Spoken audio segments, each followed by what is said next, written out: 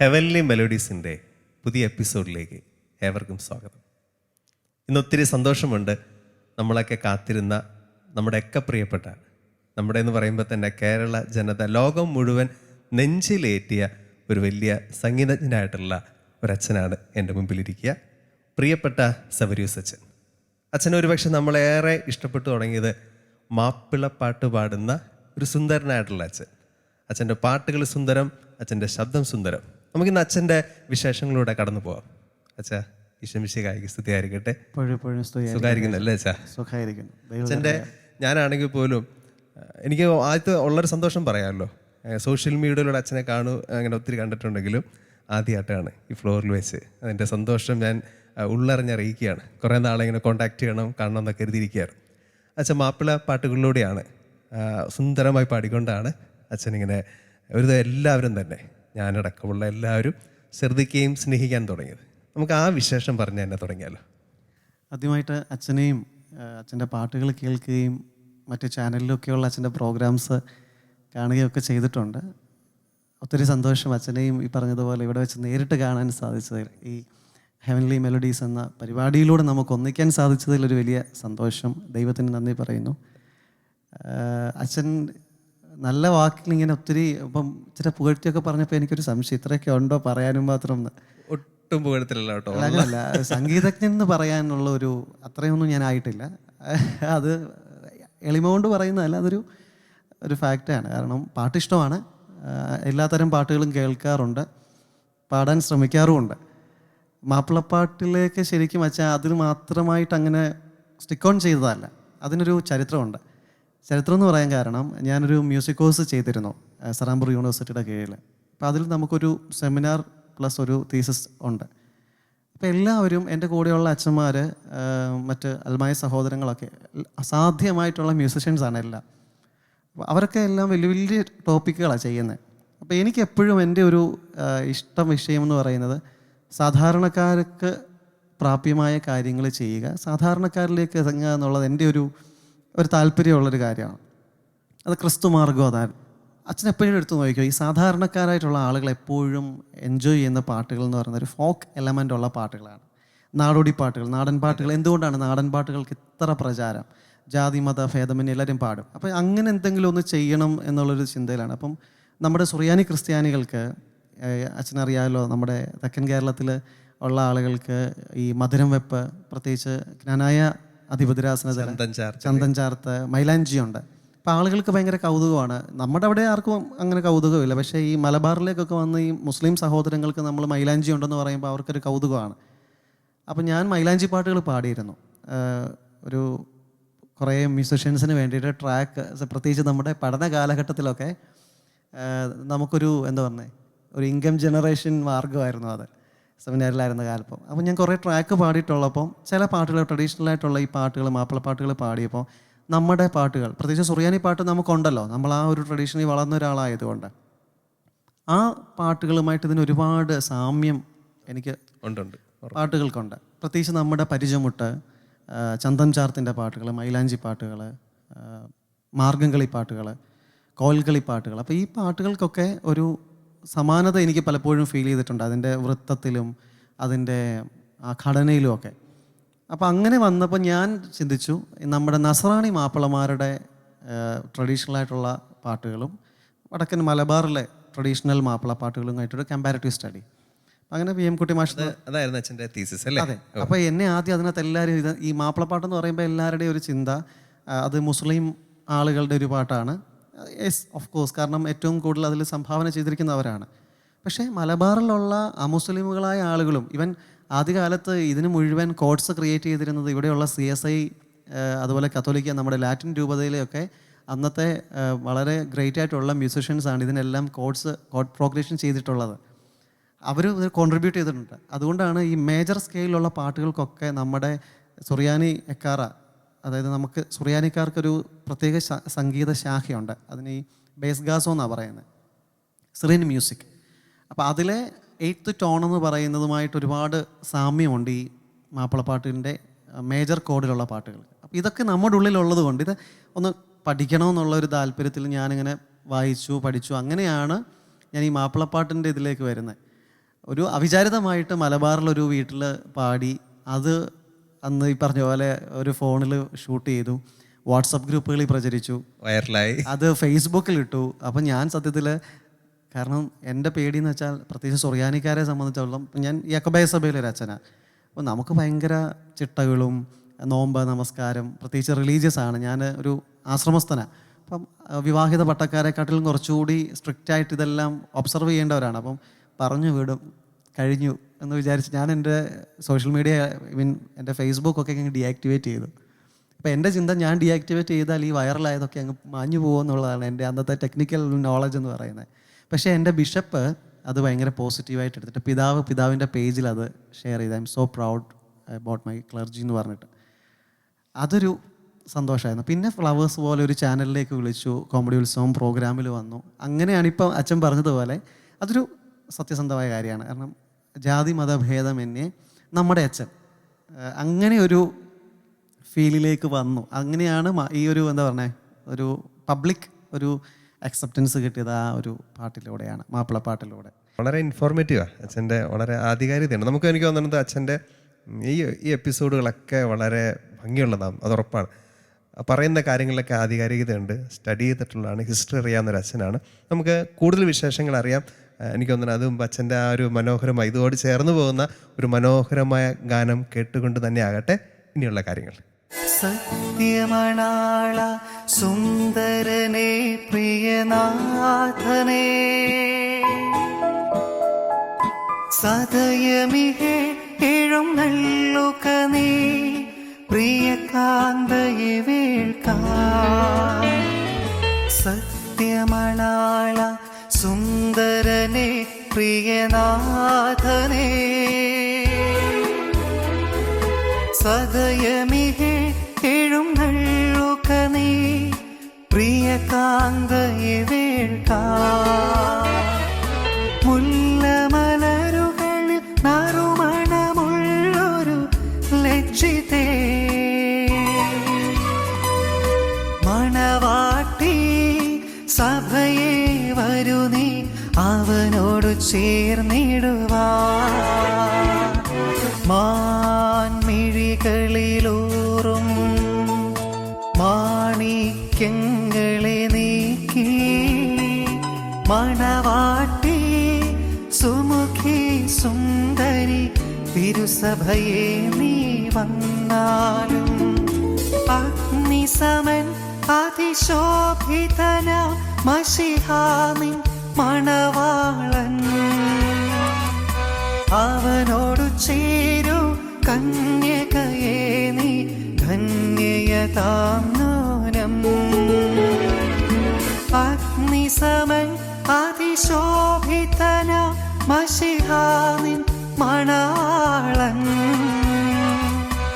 അവനോടു ചേരൂ കന്യകയെ നീ ധന്യയതാം നൂനം. സൗരസിച്ച എന്താ പറയുക, ശബ്ദമാണ് കേട്ടോ, വളരെ വളരെ സുന്ദരം. ആ വരികളൊക്കെ മാൻമിഴി എന്നൊക്കെ പറയുമ്പോഴേ നമ്മളിങ്ങനെ ലയിച്ചിരിക്കും. എന്ത് രസമാണ് കേട്ടിരിക്കാനായിട്ട്. ഉത്തമഗീതത്തിൽ നിന്നുള്ള ആശയങ്ങളാണല്ലോ അത്. സഭ, ക്രിസ്തു. അതെ, പുത്തൻകൂറ് സമുദായക്കാരുടെ മിക്കവാറും കല്യാണത്തിൻ്റെ ഒരു ഇൻട്രോ സോങ് ആയിട്ട്, അതായത് മണവാളിനും മണവാട്ടിയും പള്ളിയകത്തേക്ക് കയറി വരുമ്പോൾ, പ്രത്യേകിച്ച് നമ്മുടെ മധ്യ തിരുവിതാംകൂറിലെ സഭാഭേദമന്യേ എല്ലാ പള്ളികളിലും പാടുന്നൊരു പാട്ടാണ്. ഒത്തിരി എനിക്ക് ഓർമ്മ, എനിക്കൊന്ന് എൻ്റെ വയസ്സിനെക്കാട്ടിലും ഈ പാട്ടിന് പ്രായമുണ്ട്. അപ്പോൾ എൻ്റെ ഫാദറൊക്കെയാണ് ഇത് ആദ്യം പാടി ഞാൻ കേട്ടിരിക്കുന്നത് പള്ളിയിലൊക്കെ.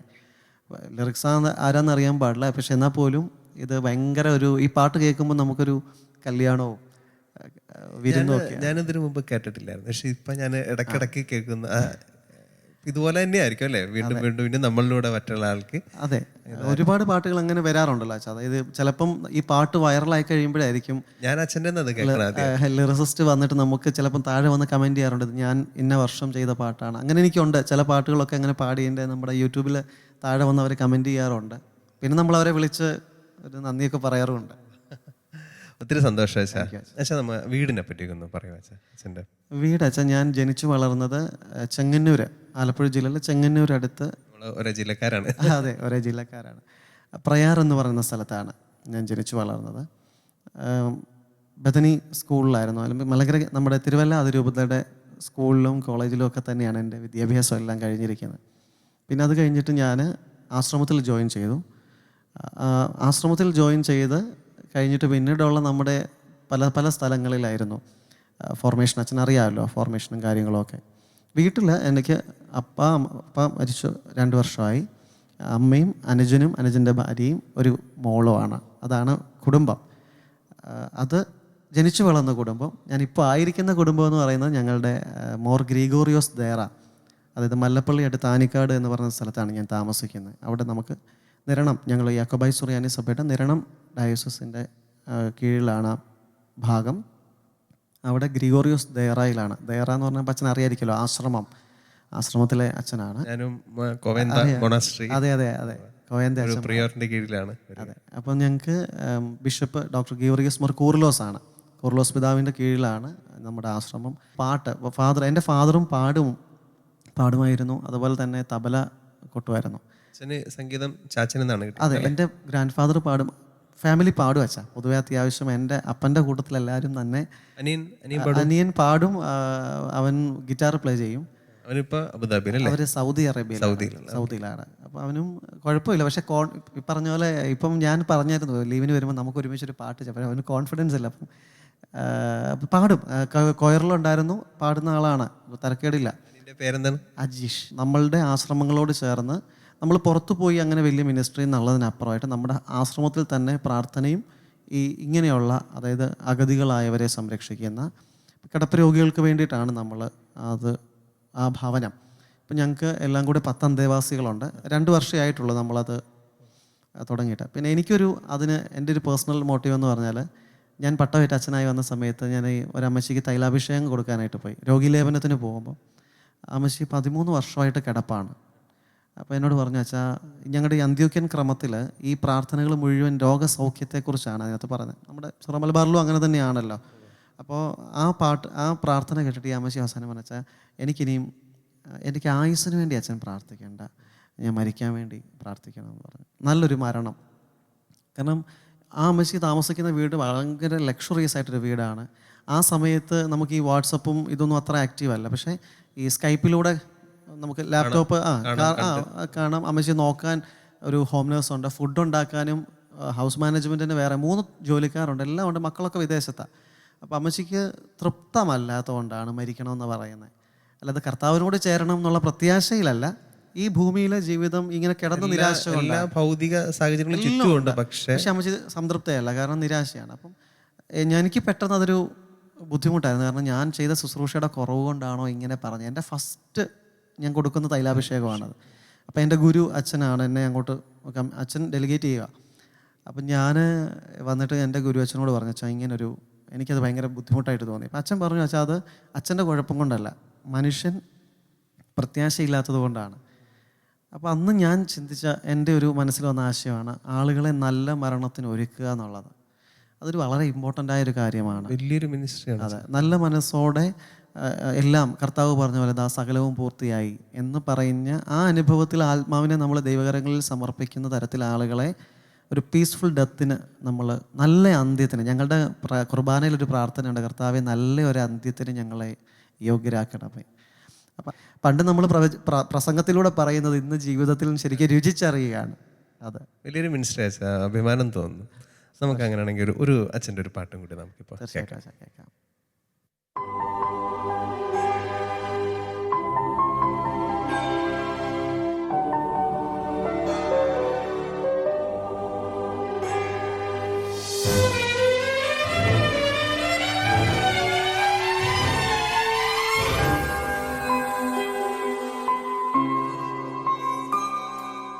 യേശുവേ പ്രാണപ്രിയനേ, നിൻ വചനം എത്ര സത്യമേ.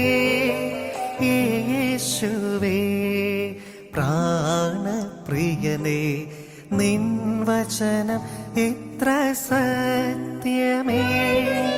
നിൻ കൃപയിൽ ആശ്രയിപ്പോരെ താങ്ങി നടത്തുന്ന ദൈവം നീയേ. നിൻ കൃപയെ ആശ്രയിപ്പോരെ താങ്ങി നടത്തുന്ന ദൈവം നീയേ, താങ്ങി നടത്തുന്ന ദൈവം നീയേ.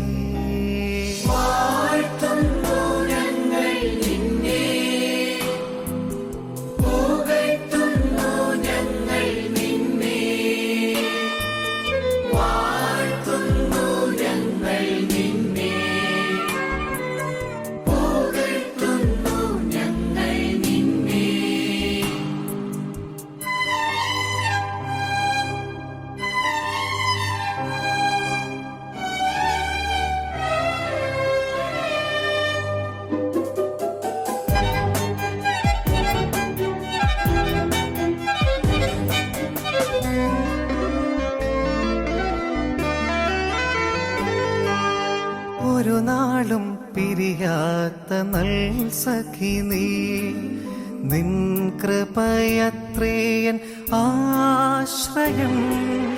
ഒരു നാളും പിരിയാത്ത നൽ സഖി നീ, നിൻ കൃപയത്രേയൻ ആശ്രയം. നിന്നിൽ മാത്രം ഞാൻ ആശ്രയിപ്പോ, എന്നിലെ വിശ്വാസം ജ്വലിപ്പിക്കണേ. നിന്നിൽ മാത്രം ഞാൻ ആശ്രയിപ്പോ, എന്നിലെ വിശ്വാസം ജ്വലിപ്പിക്കണേ. എന്നിലെ വിശ്വാസം ജ്വലിപ്പിക്കണേ.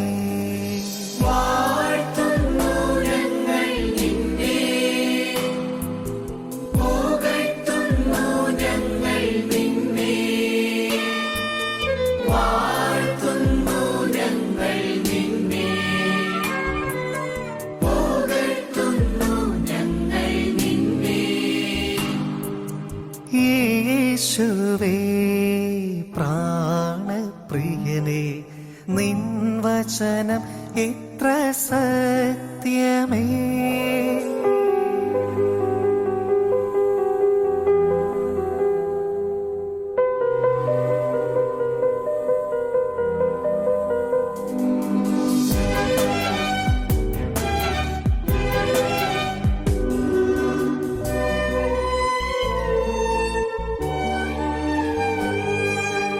അനുദിനവും നിൻ അനുഗ്രഹങ്ങൾ ഈ ഭൂവിൽ ഞങ്ങൾ നേടിടുമ്പോൾ, അനുദിനവും നിൻ അനുഗ്രഹങ്ങൾ ഈ ഭൂവിൽ ഞങ്ങൾ നേടിടുമ്പോൾ, നിൻ സ്തുതി മാത്രം പാടിയിടുവാൻ കൃപയേകണേ നാഥ, കൃപയേകണേ.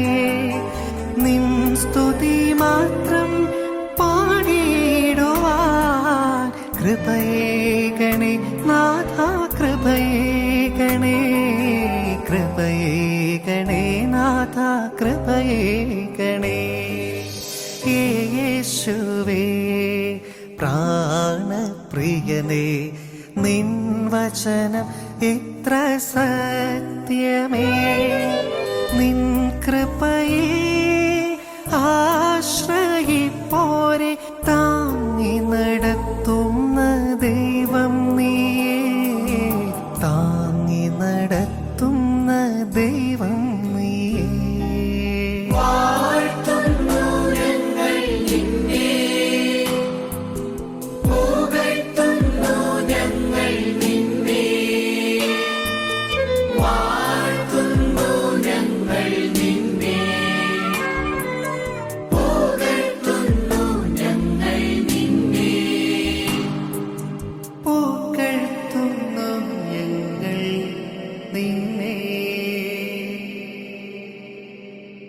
സൗരസിച്ച മനോഹരം.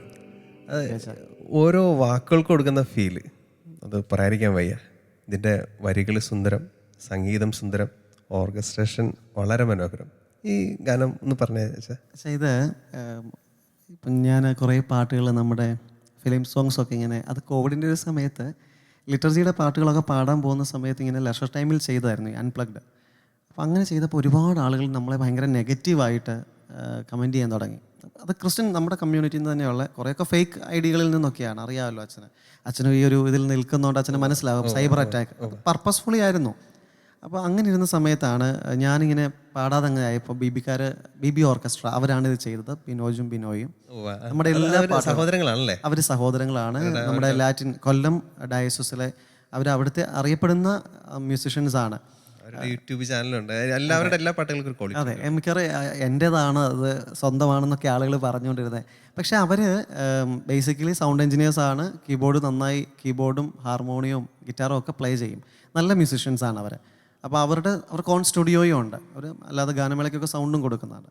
അപ്പോൾ അവരെനിക്കൊരു ലിറിക്സ്, അപ്പോൾ ഞാനിങ്ങനെ പറഞ്ഞൊരു ലിറിക്സ് തന്നു. എന്നോട് തന്നെ അച്ഛൻ്റെ മനോധർമ്മം പാടി അങ്ങനെ ചെയ്യാൻ പറഞ്ഞു. സംഗീതം അച്ഛനാണ്, അങ്ങനെ പറയാനൊന്നുമില്ല, എന്നാലും മനോഹരം വളരെ. അപ്പോൾ എനിക്ക് തോന്നിയൊരു കാര്യം അതാണ്, അതായത് നിൻ സ്തുതി മാത്രം പാടിയിടുവാൻ കൃപയേകണേ നാഥ കൃപയേകണേ.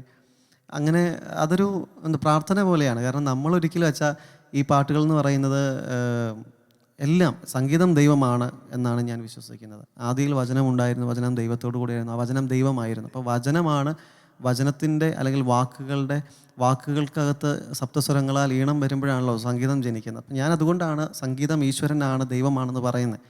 അതേത് പാട്ടായാലും നമുക്ക് പറ്റുന്ന, നമ്മുടെ വൈദികാന്തസ്സിന് പറ്റുന്ന പാട്ടുകൾ ലിറിക്സൊക്കെ നോക്കി. അപ്പം അങ്ങനെയാണ് ഈ പാട്ടിൻ്റെ ഒരു ഒറിജിൻ എന്ന് പറയുന്നത്.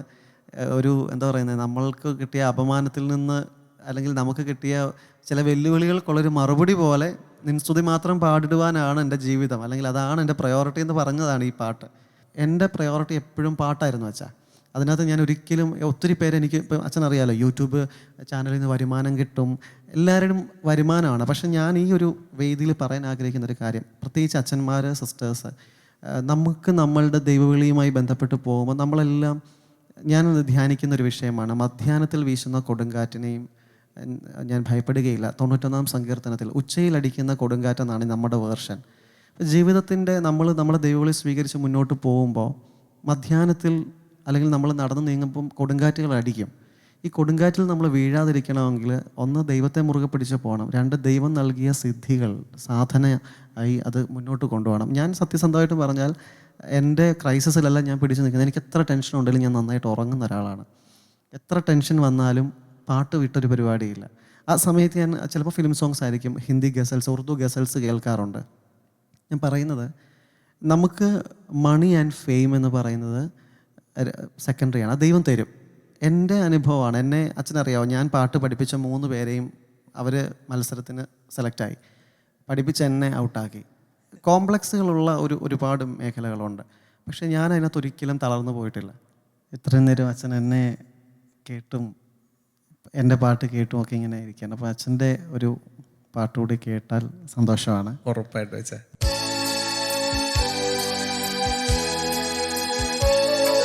സ്വർഗസ്ഥന പിതാവേ, നിന്നാമം പൂജിതമാകണമേ, നിന്റെ സാമ്രാജ്യം വരേണമേ, ഭൂമിയിൽ നിൻ തിരുമനസ്സരുളേണമേ. സ്വർഗസ്ഥനാം പിതാവേ, നിന്നാമം പൂജിതമാകണമേ, നിന്റെ സാമ്രാജ്യം വരേണമേ, ഭൂമിയിൽ നിൻ തിരുമനസ്സരുളേണമേ. സ്വർഗസ്ഥനാം പിതാവേ.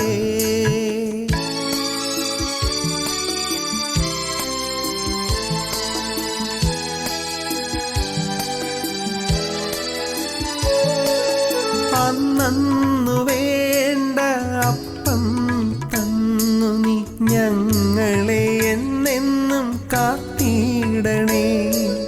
അന്നു വേണ്ട അപ്പം തന്നു നീ ഞങ്ങളെ എന്നെന്നും കാത്തിടണേ. ഞങ്ങൾ പൊറുക്കുമ്പോൾ ഞങ്ങളുടെ തെറ്റുകൾ ഞങ്ങളോടും പൊറുക്കേണമേ. ഞങ്ങൾ പൊറുക്കുമ്പോൾ ഞങ്ങളുടെ തെറ്റുകൾ ഞങ്ങളോ നീ ഞങ്ങളോടും പൊറുക്കേണമേ.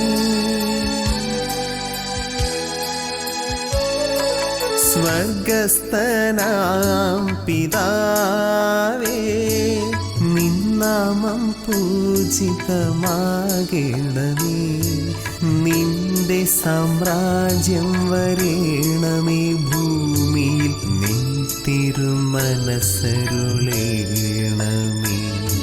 സ്വർഗസ്ഥനാം പിതാവേ,